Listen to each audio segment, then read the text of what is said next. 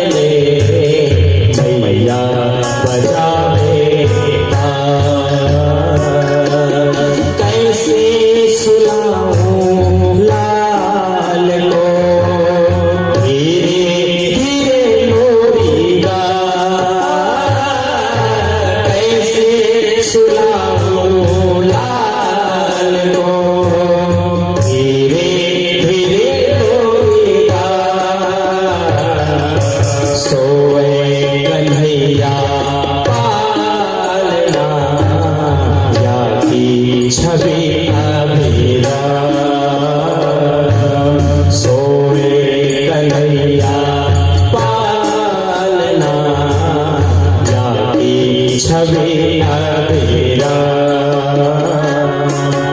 आंगन की शोभा मेरो मोहन आंगन की शोभा मेरो मोहन आजा मेरा लाल को छगन मगन मेरे लाल को आजा मेरा मगन मेरे लाल को आजा रे मेरा आजा रे मेरा आजा रे मेरा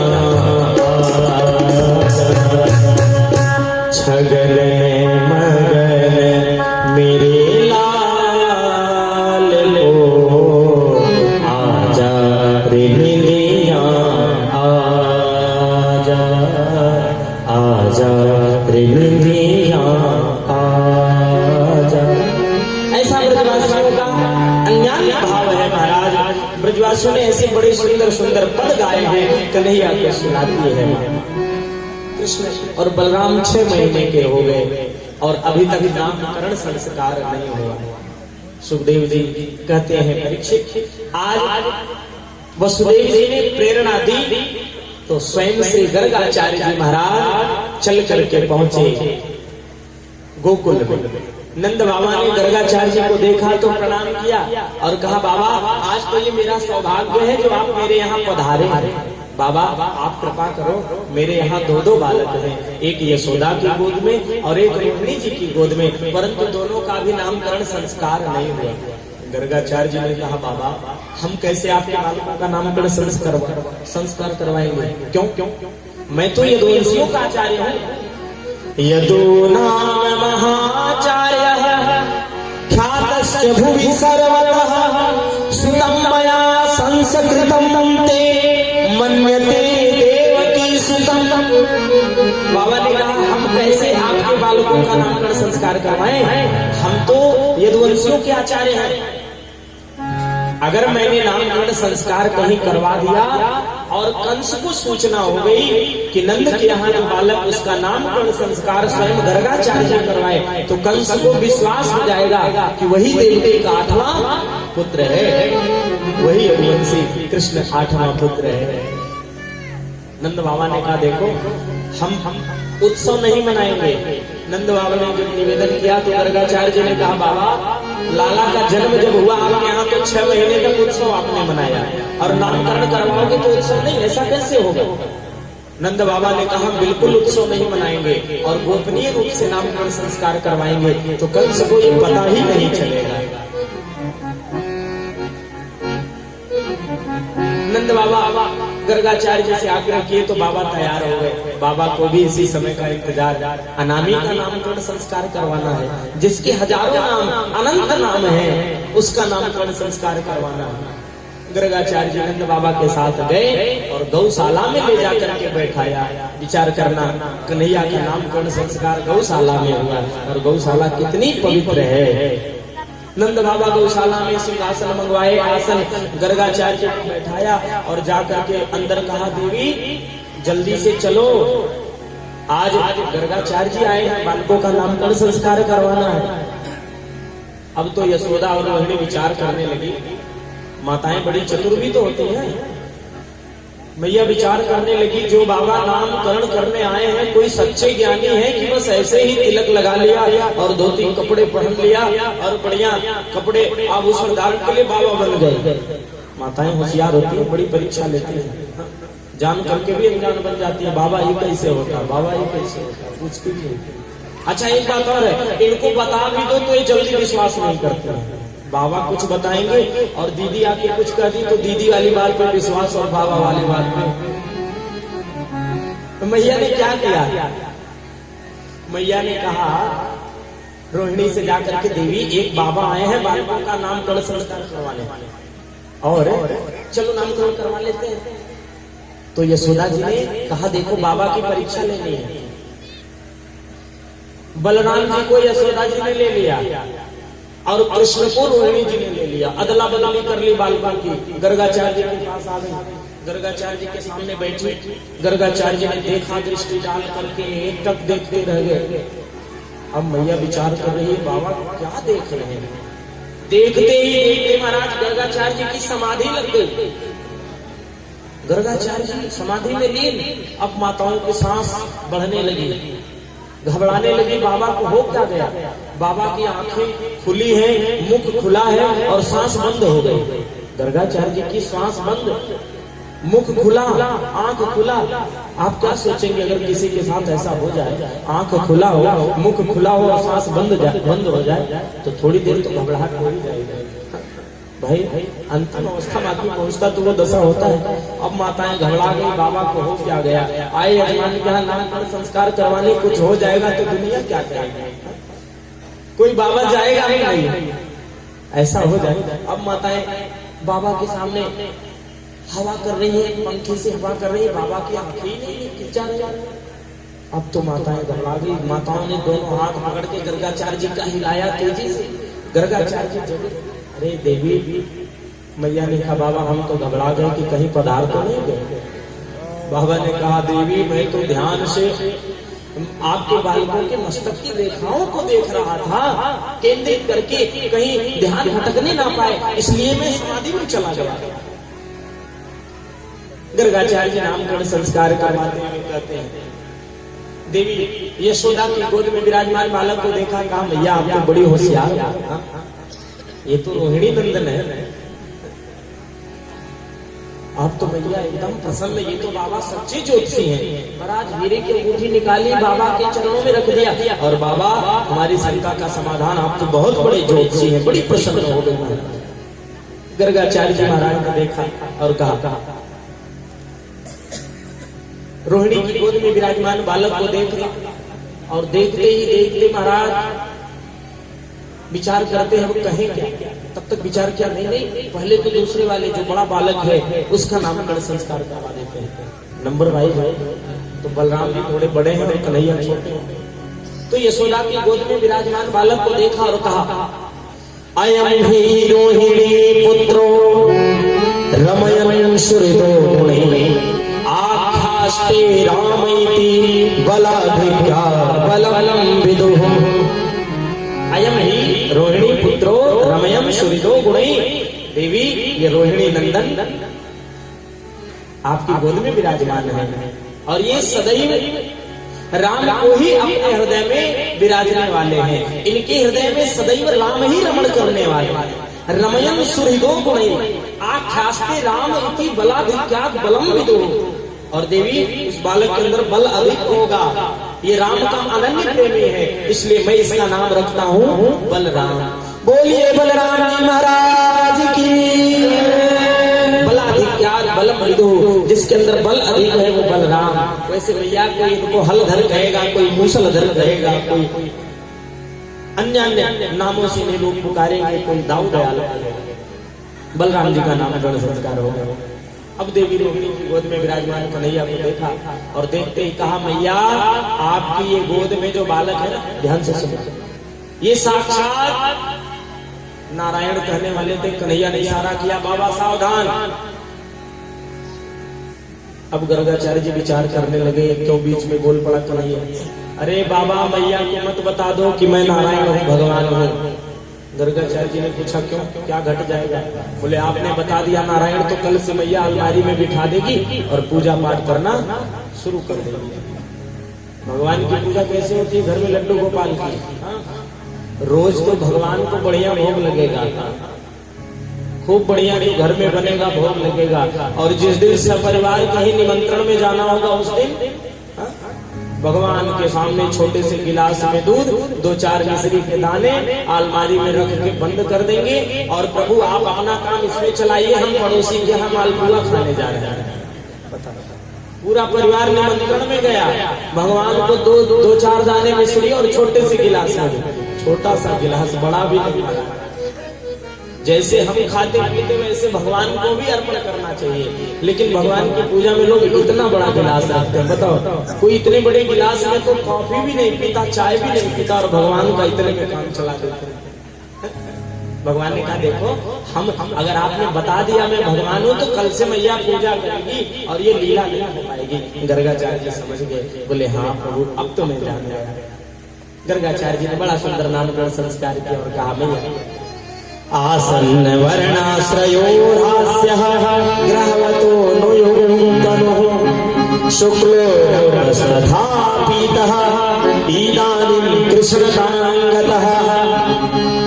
गर्गाचार्य जी ने कहा, मैया पहले ये शुक्ल वर्ण के हुए, फिर पीत वर्ण के हुए, फिर ये रक्त वर्ण के हुए और ये इस बार श्याम वर्ण के होकर आए हैं, इसलिए मैया मैं इनका नाम रखता हूँ कृष्ण। ये सांवले हैं, इनके बाल घुंघराले हैं, इनके आंखों में दिव्य आकर्षण है, प्रकाश है, तेज है, इनका नाम मैं रखता हूँ कृष्ण। कृष्ण का मतलब क्या? करसयति इति कृष्ण, जो देखते ही जीव को अपने वश में कर ले उसका नाम कृष्ण है। और मैया कोई इन्हें गोविंद कहेगा, कोई माधव कहेगा, कोई कन्हैया कहेगा, इनके अनेकों नाम होंगे। मैया प्रेम से कन्हैया को कनुआ करके पुकारता था और कन्हैया इसी में आनंद में रहते थे। भक्तों ने अनेक नामों से भगवान को पुकारा है। भगवान तो कृपा के सागर है। दोनों बालकों का नामकरण संस्कार हो गया। पूरे गोकुल में बड़ा ही आनंद है हमारा। कन्हैया नित्य प्रातः काल जगते हैं, मैया के पास जाते हैं और बड़े ही आनंद से समय व्यतीत होता है। एक दिन कन्हैया ने देखा, क्या कन्हैया ने देखा कि बाबा प्रातः काल स्नान करके आते हैं तो पूजा करते हैं। बच्चे तो अनुसरण वही करते हैं जो घर के बड़े बुजुर्ग करते हैं। तो कन्हैया ने देखा कि नंद बाबा ने स्नान किया और स्नान करके पूजा घर में गए, बैठे। तो वैष्णव के घर में शालिग्राम जी होते ही, छोटे से काले काले शालिग्राम जी। तो कन्हैया ने देखा, बाबा ने कहा लाला अंदर मत आना। तो कन्हैया ने पूछा, बाबा क्यों नहीं आएंगे? कन्हैया ने पूछा, बाबा हम भी तो आ सकते। बाबा ने कहा, लाला तू स्नान नहीं किया है इसलिए पूजा घर में नहीं आ सकता। कन्हैया वहीं दरवाजे पर बैठे। तो कन्हैया ने देखा कि बाबा ने शालिग्राम जी को उठाया और एक चांदी की कटोरी में रखा। पहले दूध से नहवाया, फिर दही से, फिर घृत से, फिर शक्कर से, फिर मधु से। यानी सोचा ये रोज रोज जब दूध दही और मधु से स्नान करते हैं तब तो ये बड़े मीठे हो गए हैं। भाई रोज मधु चढ़ रहा, स्नान कर रहे हैं तो मीठे तो ही गए होंगे, परंतु अंदर तो जा नहीं सकते थे। कन्हैया ने देखा बाबा पूजा करने के बाद आंख पे पट्टी बांध ली और जप करने लगे। कई लोग ध्यान भंग ना होने पाए इसलिए आंखों पे पट्टी बांध लेते हैं जप करते समय। ऐसा ही किया, कन्हैया को मिल गया मौका।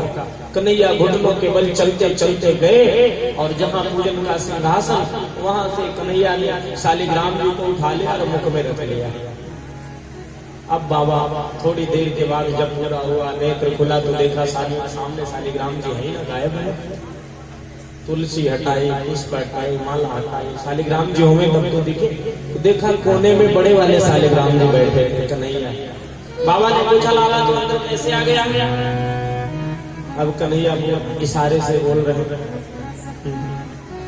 लाला तूने अंदर मुख में क्या रखा है? तेरा मुख फूला हुआ क्या रखा है? बाबा समझ गए आने शालिग्राम जी को आज मुख में पधार लिया। हमारे गाल पे शालिग्राम जी बाहर आ गए। राम राम राम राम राम कहने शालिग्राम जी को मुख में रखे, कान पकड़ा बाबा ने और यशोदा के पास लेकर गए। देख यशोदा, तेरे लाड प्यार ने इस लाला को कितना बिगाड़ दिया है। अच्छा, पुरुष अपना क्रोध माताओं के ही ऊपर जाके निकालता है, ऐसा नहीं होना चाहिए। बोले मैया तेरे लाड प्यार ने कन्हैया को बिल्कुल बिगाड़ दिया। अरे मैया ने पूछा पहले बताओ बात क्या है? तो बाबा बताते देवी आज इसने शालिग्राम जी को मुख में रख लिया। अरे मैया ने कहा बाबा यानी सोची होगी कि गुलाब जामुन है तो मुख में रख लिया। मैया प्रेम से कन्हैया को हृदय से लगा ली और बोली बेटा देख शालिग्राम जी अपने भगवान हैं, इनको मुख में नहीं रखते हैं, इनकी पूजा होती है, ये हमारे साक्षात परमात्मा भगवान। बड़े प्रसन्न हुए। नित्य प्रातः काल स्नान करते हैं और बाबा के साथ बैठ करके पूजा करते हैं। नित्य प्रातः काल स्नान करके पूजन करते हैं, मस्तक पर तिलक लगाते हैं, दिव्य वस्त्र धारण करते हैं। बच्चे वही अनुसरण करते हैं जो घर के बड़े बुजुर्ग करते हैं, उसी तरह से कृष्ण भी अनुसरण करते हैं। आज मैया ने काफी दिनों के बाद कन्हैया का बड़ा सुंदर श्रृंगार किया। दिव्य मस्तक पर मोर मुकुट धारण कराया, गले में सोने का हार, कमर में करधनी बांधी, महाराज पीतांबर पहनाया। तो आज कन्हैया मैया की अंगुली पकड़ के नाचने लगे। अब तो महाराज ब्रज की गोपियों ने छत के ऊपर से देख लिया तो कन्हैया नाच रहा था। सुखदेव जी महाराज ने कहा आज गोपियों ने जब कृष्ण को नाचते हुए देखा तो गोपियों का मन रूपी मयूर नृत्य करने लगा, बड़ा नृत्य करने लगा। गोपियों ने विचार किया हमें कृष्ण का दर्शन करना है। तो क्या भाव है? शेष महेश गणेश दिनेश, अरे सुरेश हो जाहि निरंतर ध्यान, ताहि अखंड अनादि अनंत, अच्छे अवे सुवे बतावे। नारद से सुख व्यास रहे, पचिहारी को पुनि पार न पावे। अरे ताहि अहीरे की छोहरिया, छछिया भर छाछ पे नाच न जावे। कृष्ण को देखा नाचते हुए महाराज तो गोपियों का मन रूपी मयूर नृत्य करने लगा। एक गोपी जाकर के दूसरी गोपी से कहती है देवी आज मैंने कन्हैया को नाचते हुए देखा। यशोदा की अंगुली पकड़ के कन्हैया नाच रहा था। यशोदा कौन है? यशोदा यशोदा जो स्वयं यश ना लेकर के केवल दूसरे को ही यश देती है, वो है देवी यशोदा। गोपियों ने कहा हमारी भी इच्छा है कृष्ण का दर्शन करने के लिए। तो गोपियां विचार करती हैं हम कैसे कृष्ण का दर्शन करें। क्यों? अरे कन्हैया क्या कोई फंक्शन होता है तो सासू मां अपने चली जाती है, हम बहुओं को जाने नहीं देते। भाई पड़ोसी के यहाँ कृष्ण के यहाँ जब कोई उत्सव रहता तो सासू मां जाती है और बहुओं को घर से कहीं बाहर निकलने नहीं देती। गोपियों ने सोचा फिर हम कैसे जाएंगे बाहर। अच्छा कोई कोई सासू बड़ी खतरनाक भी होती होगी। ब्रज में एक कहावत है ना कि सास वही जो बहू को सांस न ले। गोपियां कहती है सासू माँ तो अपने दर्शन कर लेती है, हमें दर्शन का लाभ ही नहीं मिलता है। तो गोपियों ने एक बहाना बनाया। क्या? देखे बिन कान्हा जब मन नहीं माना है, इन आंखों से आज हमने ब्रह्म पहचाना है। कृष्ण पद कमलों में मन को लगाना है, इन गोपियों का ताना ये उलाहना ही बहाना है। गोपियां विचार करती हम उलाहने के बहाने कृष्ण का दर्शन करेंगे, हमें भी कृष्ण का दर्शन भी प्राप्त होगा, माखन चोर आएंगे और सबको दर्शन देंगे। गोपियों ने कहा देखो एक काम करते हैं, कल है सोमवार, तो सासू माँ चली जाएंगे शंकर जी के मंदिर में जल चढ़ाने के लिए। तो गोपियों ने सोचा जब सासू माँ घर से बाहर शंकर जी को जल चढ़ाने जाएगी तो हम अपना काम कर लेंगे। अब सासू माँ प्रातः काल हुआ, जैसे ब्रज की बहुओं का समूह था ऐसे ही सासू लोगों का भी समूह चलता है। भाई अपनी उम्र वाले में सबकी तो समकक्षता होती है, प्रेम कुछ ज्यादा ही होता है बराबरी वालों से। तो सारी सासू माँ एक साथ एकत्रित हुई और चली गई शंकर जी की पूजा करने के लिए। अब गोपियों ने क्या किया, देखा सासू माँ है नहीं, तो किसी गोपी ने अपने घर की मटकी को लाया और आंगन में पटक दिया। किसी गोपी ने घर की 2 मटकी फोड़ दी, किसी गोपी ने घर की 3 मटकी फोड़ दी, किसी गोपी ने घर की सारी मटकी फोड़ दी। अब थोड़ी देर के बाद सासू माँ आई। सासू माँ जब आई तो देखा आंगन में दूध दही माखन सारा का सारा फैला हुआ था, फैला हुआ। सासू माँ ने बुलाया बहू से पूछा ये दूध कैसे फैला है, ये मटकी कैसे फूटी है। कोई सासू माँ महाराज बड़ी तेज होती है, अगर कहीं बेटी से बहू से एक कप फूट जाए, बहू से एक कप फूट जाए तो पूछेंगी बहू से क्या लेकर के आई थी, एक कप। बेटी से वही कहीं टूट जाए तो तब क्या कहेंगे, कोई बात नहीं बेटी, तेरे पिताजी 4 कप एक्स्ट्रा खरीद के लाके देंगे। सासू माँ ने पूछा ये मटकी कैसे फूटी। अब गोपियां डरते हुए आई, बोली मैया नंद बाबा के छोरा आए थे और वाले आकर के दूध दही तो खाई, जो खाई आई जाते समय मटकी भी फोड़ फोड़।